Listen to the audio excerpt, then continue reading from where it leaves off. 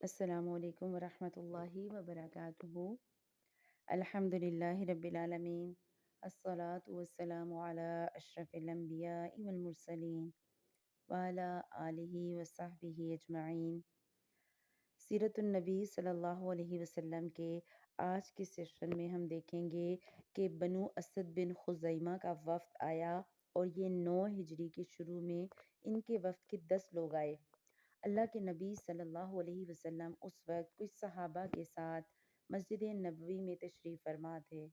ان لوگوں نے سلام کیا، پھر ان کے ترجمان نے کہا: اے اللہ کے رسول صلی اللہ علیہ وسلم، ہم نے شہادت دی کہ اللہ وحدہ لا شریک ہے اور آپ اس کے بندے اور رسول ہیں، اور اے اللہ کے رسول، آپ نے ہمارے پاس کسی کو نہیں بھیجا، پھر بھی ہم نے آ کر اسلام قبول کر لیا اور بنو فلاں کی طرح آپ سے لڑائی نہیں کی، اور ہمارے پیچھے جو ہیں ہم ان کے لیے پیغام میں صلح ہیں۔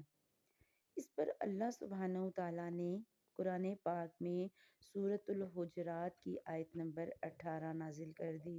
يمنون عليك أن أسلموا قل لا تمنوا علي إسلامكم بل الله يمن عليكم أن هداكم للإيمان إن كنتم صادقين۔ وہ تم پر احسان جتاتے ہیں کہ مسلمان ہو گئے، تم کہو کہ مجھ پر اپنے اسلام لانے کا احسان نہ جتاؤ، بلکہ اللہ تم پر یہ احسان جتاتا ہے کہ اگر تم واقعی سچے ہو تو اس نے تمہیں ایمان کی ہدایت دی ہے۔ اب دیکھیں، اللہ کے نبی صلی اللہ علیہ وسلم کے پاس وفد آیا اور وہ آ کے کہہ رہے ہیں کہ دیکھیں، آپ نے کسی کو ہماری طرف نہیں بھیجا، لیکن پھر بھی ہم نے اسلام قبول کر لیا، تو یہ ہمارا آپ پر احسان ہے۔ اللہ سبحانہ و تعالیٰ نے فوراً قرآن نازل کر دیا کہ نبی پر احسان نہیں جتانا، تمہارے احسان کا فائدہ کسی کو نہیں ہے۔ اگر تم اسلام لے کر آئے ہو تو یہ اللہ کا تم پر احسان ہے کہ اس نے تمہیں ہدایت دی، اگر وہ ہدایت نہ دیتا تو تم ایمان نہیں لا سکتے تھے۔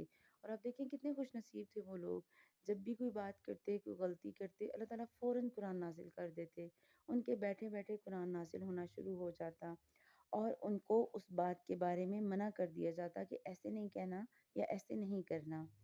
انہوں نے جب جاہلیت کے کاموں کے بارے میں پوچھا، مثلاً فالگیری کے لیے چڑیا بگانا، کہانت کرنا اور کنکری مارنا، آپ نے ان سب باتوں سے منع فرما دیا۔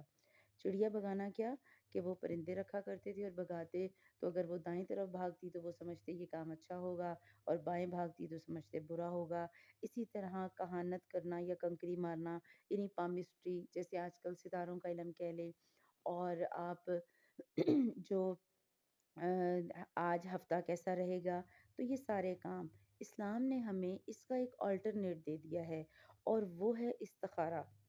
آپ مشکل میں ہیں، آپ پریشانی میں ہیں، آپ نے مشورہ کرنا ہے، آپ ڈائریکٹ اللہ تعالیٰ سے مشورہ کریں، اللہ تعالیٰ سے ڈائریکٹ بات کریں اور اللہ سبحانہ و تعالیٰ سے دعا کریں: اللہم انی استخیرک بعلمک و استقدرک بقدرتک و اسألک من فضلک العظیم۔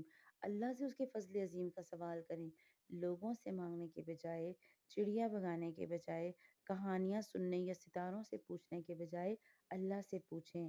آپ صلی اللہ علیہ وسلم نے ان تمام باتوں سے منع کیا۔ انہوں نے رمل کے بارے میں پوچھا، رمل بھی اسی طرح کا ایک علم تھا۔ آپ صلی اللہ علیہ وسلم نے فرمایا اسے ایک نبی جانتے تھے، اب اگر کسی کا علم اس نبی کے مطابق ہو تو ٹھیک ہے، ورنہ نہیں۔ اور یہ بات طے ہے کہ اب مطابقت کا جاننا محال ہے، اور یہ سارے اعمال غیب میں اندازہ لڑانے کے علاوہ کچھ نہیں۔ اس وقت نے چند دن ٹھہر کر فرائض سیکھے، پھر واپس ہو گیا اور اسے تحائف سے بھی نوازا گیا۔ اللہ کے نبی صلی اللہ علیہ وسلم نے جو جواب دیا جب رمل کے بارے میں پوچھا گیا، تو کوئی بھی ایسا علم جو موجود ہو، اس کی بے شک علم ہوگا، ستاروں سے بے شک اندازے لگائے جا سکتے ہوں گے، ہاتھوں کی لکیروں سے شاید اندازے لگائے جا سکتے ہوں گے، لیکن ہمیں اسلام نے اجازت نہیں دی کہ ہم یہ علم سیکھیں یا ہم اس علم کے بارے میں علم حاصل کریں یا ہم لوگوں کو سکھائیں یا بتائیں۔ ہمیں منع کر دیا گیا کہ آپ نے اس کے بارے میں نہیں پوچھنا۔ جب منع کر دیا گیا، ہمیں اجازت ہی نہیں ہے سیکھنے کی، تو پھر اگر کام ٹھیک بھی ہے تو ہم اسے نہیں کریں گے، کیونکہ آپ مثال سے سمجھیے جیسے شراب ہے، شراب بناتے ہیں لوگ، لیکن شراب پینا حرام ہے۔ ہم نے پیچھے دیکھا کہ ان برتنوں کے استعمال سے بھی منع کیا گیا جن میں شراب بنائی جاتی تھی۔ اس کا مطلب یہ ہے کہ ایک علم ہے، لیکن ہمیں چونکہ اس کی اجازت نہیں ہے، لہٰذا ہم وہ کام نہیں کر سکتے۔ پھر وفد نے فرائض سیکھے اور واپس چلا گیا۔ ضروری چیز ہیں فرائض، فرائض کی پابندی ضروری ہے اور فرائض سے بچنا ضروری ہے، فرائض پہ عمل درآمد ضروری ہے۔ آپ نوافل کریں، نوافل کا آپ کو اجر ملے گا، لیکن سب سے اہم بات ہے کہ آپ کو فرائض کا علم ہو۔ پھر اللہ کے نبی صلی اللہ علیہ وسلم نے انہیں تحائف بھی دیے۔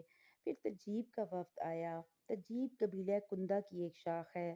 یہ لوگ اپنی قوم کے وہ صدقات جو ان کے فقراء سے بچ رہے تھے لے کر آئے۔ اللہ کے نبی صلی اللہ علیہ وسلم کو ان سے خوشی ہوئی۔ آپ نے ان کا اعزاز و اکرام کیا۔ حضرت ابوبکر صدیق رضی اللہ عنہ نے کہا، ہمارے پاس اس جیسا عرب کا کوئی وفد نہیں آیا، یعنی کہ وہ آئے، تحفے تحائف بھی لے کر آئے، ڈسپلنڈ ہو کر آئے، تو حضرت ابوبکر کہتے ہیں کہ ہمارے پاس اس سے اچھا وقت کوئی نہیں آیا۔ آپ صلی اللہ علیہ وسلم نے فرمایا، ہدایت اللہ کے ہاتھ میں ہے، وہ جس کے ساتھ بھلائی کا ارادہ کرتا ہے اس کے سینے کو ایمان کے لیے کھول دیتا ہے۔ یہ لوگ قرآن اور سنتوں کو پوچھتے اور سیکھتے رہے۔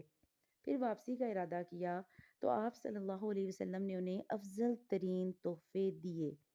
اب یہاں نوٹ کریں کہ انہوں نے قرآن بھی سیکھا اور سنتیں بھی پوچھتے اور سیکھتے رہے۔ پیچھے ہم نے دیکھا فرائض کی بات ہوئی۔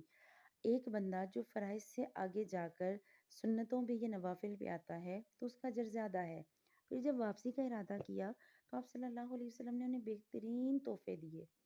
ہم بھی جب تحفہ دینے لگیں تو ہم بھی بہترین تحفہ دیں، اچھی سے اچھی چیز نکالیں۔ پھر آپ نے پوچھا کوئی آدمی باقی رہ گیا ہے؟ انہوں نے بتایا ایک لڑکا ہم نے ڈیرے میں چھوڑ رکھا ہے، وہ ہم میں سب سے کم عمر ہے۔ آپ صلی اللہ علیہ وسلم نے فرمایا اسے بھی بھیجو۔ وہ آیا تو عرض کی کہ اے رسول اللہ صلی اللہ علیہ وسلم، میں اسی جماعت سے ہوں جو ابھی آپ کے پاس آئی تھی، آپ نے ان کی ضرورت پوری کر دی، اب میری ضرورت بھی پوری کیجیے۔ آپ صلی اللہ علیہ وسلم نے پوچھا تمہاری کیا ضرورت ہے؟ اس نے کہا آپ اللہ سے دعا کریں کہ وہ مجھے بخش دے، مجھ پر رحم کرے اور میرے دل کو غنی کر دے۔ آپ صلی اللہ علیہ وسلم نے اس کے لیے مطلوبہ دعا کر دی اور دوسرے ساتھیوں جیسے تحفے کا حکم بھی دیا۔ چنانچہ یہ سب سے زیادہ قناعت پسند انسان ہوا اور زمانہ ارتداد میں نہ صرف اسلام پر ثابت قدم رہا بلکہ اپنی قوم کو بھی واضح نصیحت کی، چنانچہ وہ بھی اسلام پر ثابت قدم رہی۔ ایک لڑکا جو پیچھے رہ گیا تھا، جسے تحفہ نہیں ملا، آپ صلی اللہ علیہ وسلم نے اسے بلوایا، اسے تحائف دیے، اس نے دعا کروائی۔ اب دیکھیے کہ ایک چھوٹا بچہ، جسے ہم بعض دفعہ چھوٹے بچوں کو چھوٹا چھوٹا کر کے بہت پیچھے چھوڑ دیتے ہیں، یہ بھی بچہ تھا نا، اللہ کے نبی کے پاس آگے کہہ رہا ہے آپ نے اوروں کو دیا ہے مجھے بھی دیں، میری ضرورت بھی پوری کریں۔ جب آپ صلی اللہ علیہ وسلم نے پوچھا تو اس نے کہا دعا کریں کہ اللہ مجھے بخشے، مجھ پر رحم کرے، میرے دل کو غنی کرے۔ تو اللہ کے نبی صلی اللہ علیہ وسلم نے اس کے لیے دعا کی، اسے دنیا بھی ملی اور دین بھی ملا۔ اسے اللہ کے نبی صلی اللہ علیہ وسلم کی دعا کی بدولت وہ قناعت پسند انسان رہا ساری زندگی۔ وہ اپنی قوم کو اسلام پر واضح و نصیحت کر کے اسلام لانے والا بنا۔ اگر آپ صلی اللہ علیہ وسلم بھی اس بچے کو بچہ سمجھ کے چھوڑ دیتے، ظاہر ہے وہ لوگ چھوڑ آئے تھے تو شاید سامان کی حفاظت کے لیے چھوڑ آئے ہوں گے یا اونٹوں کے پاس چھوڑ آئے ہوں گے، وٹ ایور جو بھی تھا۔ اگر آپ صلی اللہ علیہ وسلم اسے اگنور کرتے تو کیا یہ پوری قوم جو بعد میں اس کی وجہ سے اسلام پر ثابت قدم رہی یہ رہتی؟ نہیں۔ ہمیں بھی اس بات کو سمجھنا چاہیے کہ ہمارے بچے ہمارا بہترین سرمایہ ہیں۔ ہم اپنے بچوں کو دین کی محفلوں میں ساتھ لے کر جائیں، اپنی بیٹیوں کو، اپنے بیٹوں کو، اپنے چھوٹے بچوں کو ساتھ ساتھ رکھیں، انہیں دین سے جوڑنے کی کوشش کریں۔ کیا پتہ کون سا ایسا بچہ اس بچے کی طرح نکل آئے، کیا پتہ ہمارا کون سا بچہ دین کی سربلندی کے لیے ہمیں ابو بکر اور عمر رضی اللہ عنہ جیسے کردار والا مل جائے۔ ہمارا کام ہے ہم ایسے بچوں کو اپنے ساتھ رکھیں، اپنے ساتھ چلائیں، اور چلائیں گے تو انشاءاللہ یہ بچے مستقبل میں ہمارے لیے اسلام کے غازی اور اسلام کے ہیرو بنیں گے۔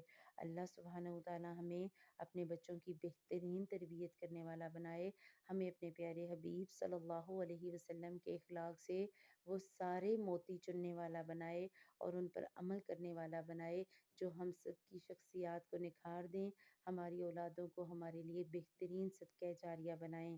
سبحانک اللہم و بحمدک، نشہد ان لا الہ الا انت، نستغفرک و نتوب الیک۔ السلام علیکم ورحمۃ اللہ وبرکاتہ۔